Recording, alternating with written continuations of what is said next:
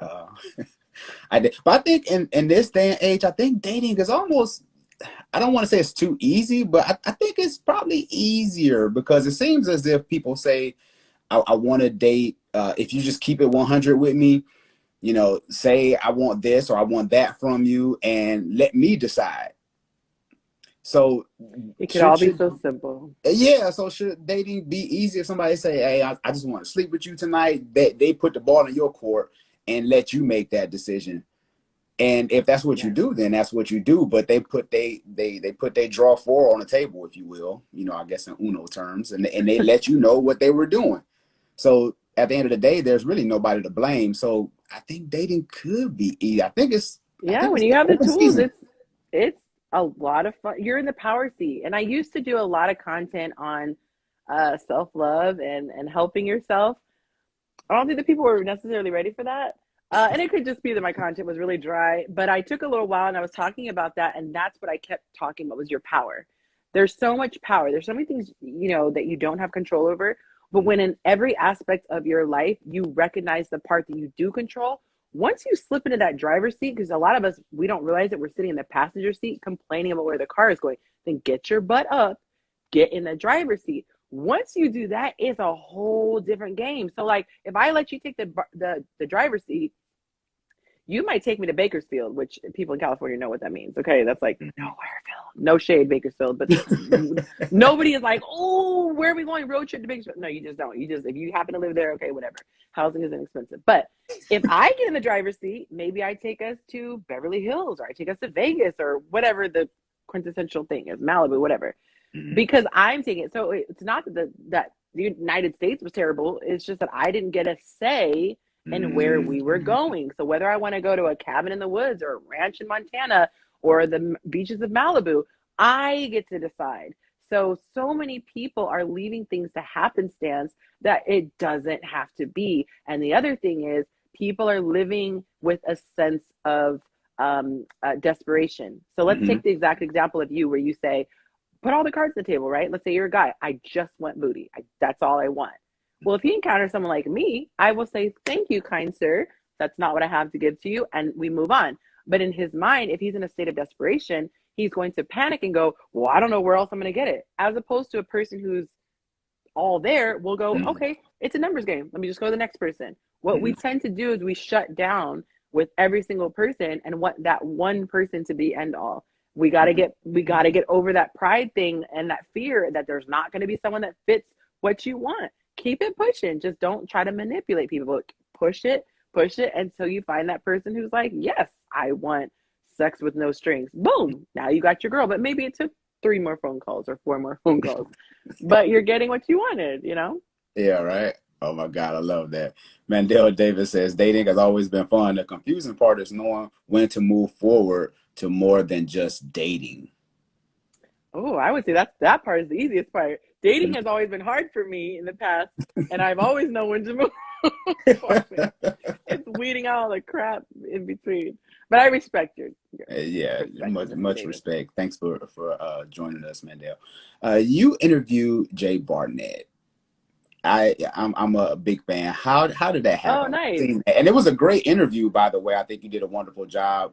So many Thank you. timeless nuggets. I thought it was great. So, tell us, how did that happen? So this is the crazy thing. I don't even know how we became Instagram friends, but for years, I think met in Mm-hmm. 2018. So either he followed me and I followed whatever, but we both follow each other.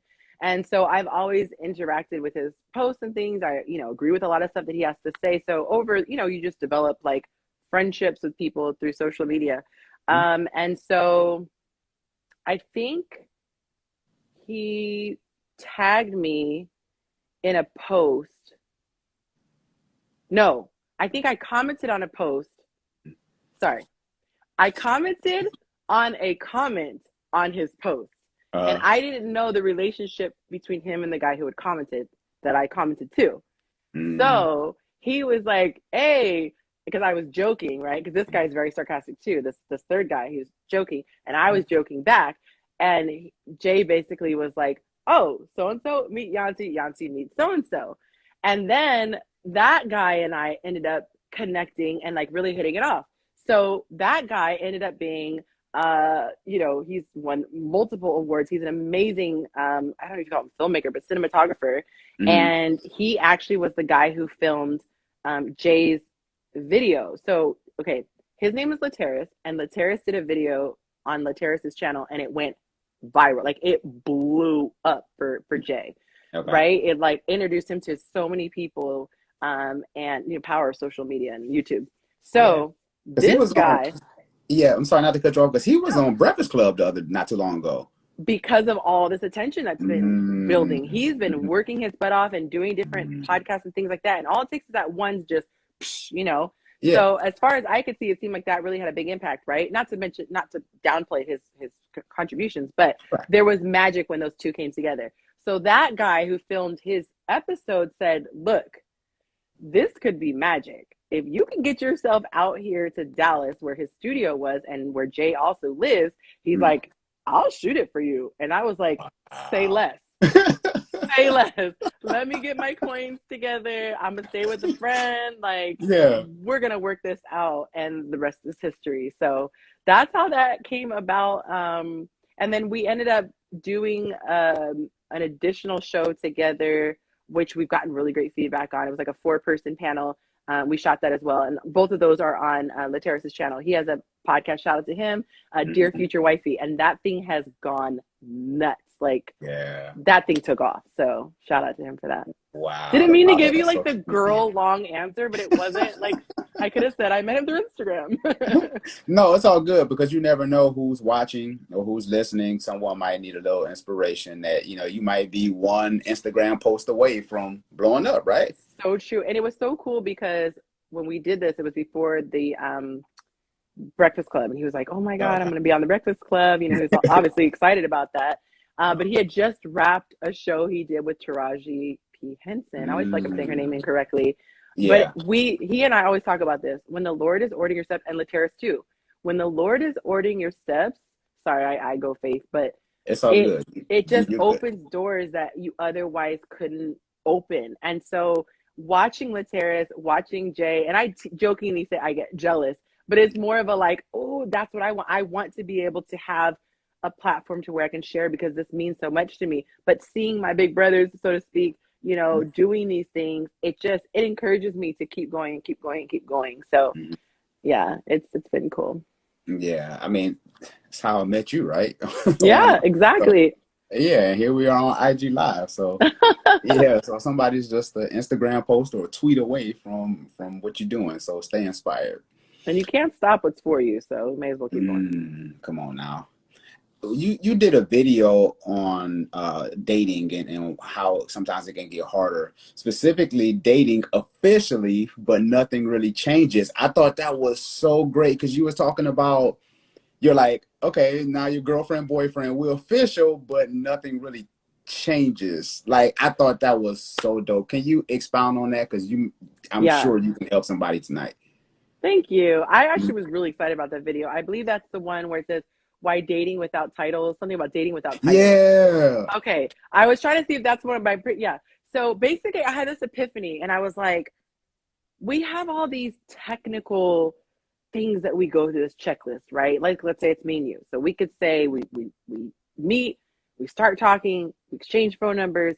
There's a level of intimacy that goes from perfect strangers to we've talked, now we have phone numbers, so we hang out, whatever. But at some point, you become exclusive. Like, it's this progression. I feel that we put too much emphasis on these moments. Like, I look at the progression like this. It's this continuous, how do you, I don't know, but I feel like we look at it like this. Like Yeah. there's a clear point where there's this turning point, and then this, and the turning point, and this, Mm, and to me, it's this seamless. You can't ever really see. We get to this point, and what I mean by that is, mm, and it's so funny. I talked to a guy about this, and I was so excited to hear that we were on the same page about it. I said, if you're truly trying to, and this is a little bit of digression, so I apologize, but you're good. if you're truly trying to find your partner, that's your mission in dating. It's not just having fun. If you're dating with a purpose, when you feel that compatibility with somebody, your knee jerk reaction isn't, oh, let's see what else I can drum up. you're good. Like if you're at a buffet or you're sampling, you taste something that tastes good. It's not to say I don't think other things could taste good, but you're good because you're like, I want to keep going and explore this. So to me, I don't necessarily have to say, okay, it's the part where we start talking to people. It naturally will happen because we're vibing. And to put a title on it, it doesn't change my behavior. Everything I did on Thursday is going to be the same after you put a title on me on Friday. And what I was getting to in the video was that too many people find comfort and protection in that title because they say on Thursday we're just dating, but on Friday we're a couple, as though that title somehow magically keeps you from cheating. But here's the thing, let's just say it does magically keep you from cheating because you're an upstanding guy and you would never cheat on a girlfriend, right? Well, guess what? You could say, I want to break up with you and Saturday have sex. Well, Saturday it's not cheating because Friday you broke up with me.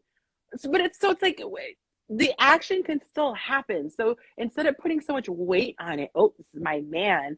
And a lot of guys won't even break up with a woman because they're uncomfortable with hurting her or making her sad. So you can't even go off of the title. That doesn't even mean he's into you or giving you what you want. I just feel like we need to get more tuned in with our purpose and what we are doing. And I think that we should out the gate, the first day we start dating, act like wives and act like husbands. Come with wife energy, come with husband energy. And I don't mean privileges. Energy and privileges are different. But I feel that if I wouldn't do something because of the fact that I'm Shon's wife, I'm not going to do it because I'm not going to do it as I'm dating you. I don't think that people, once I become, no. And the reason why I think that this is true is because we know we don't want to say certain things because it will offend the person or make them feel away. So we all know deep down inside, it's not that it's wrong talking to someone else, but it's weird that we've come to this point of an intimacy and now I'm going to go on a weekend getaway with this guy. That's just weird. So I think a lot of people are in denial and a lot of people are not ready to bring wife energy, but they want the guy to bring husband energy or vice versa, because I'm an equal opportunity corrector. I'm not a champion for women. I'm a champion of right. Come on now. And that's one thing that I love about what you do. You're all about healthy relationships, not just this Girl power. man against it. Yeah, and I appreciate that. And there was something that you also said too, because when I remarried, when I met my wife on Instagram, shout out to Instagram. One thing that I loved about her was she was consistent. We used to have Bible study all the time. We dated long distance. Nice. We dated over Skype. But the thing was, when we dated, I wasn't looking for nobody else after I met her, after we got involved, and I was like, oh, this is the one. I'm not about to chase. Because see, this is the thing about relationships real quick. Like you say, we'll find somebody good, and then we'll try to bag them, hold on to them, put them in a little Ziploc, close the little Ziploc bag, and be like, I love you. You're great. Let me sit you here for a minute, but let me scroll on IG and let me see if I can find some more people in search of maybe 90%. Like, I liked you at 80, but maybe I can find 90. I'm going to hold you, so let me see if I can find 90. And you Yes. end up losing the 80, chasing the 90.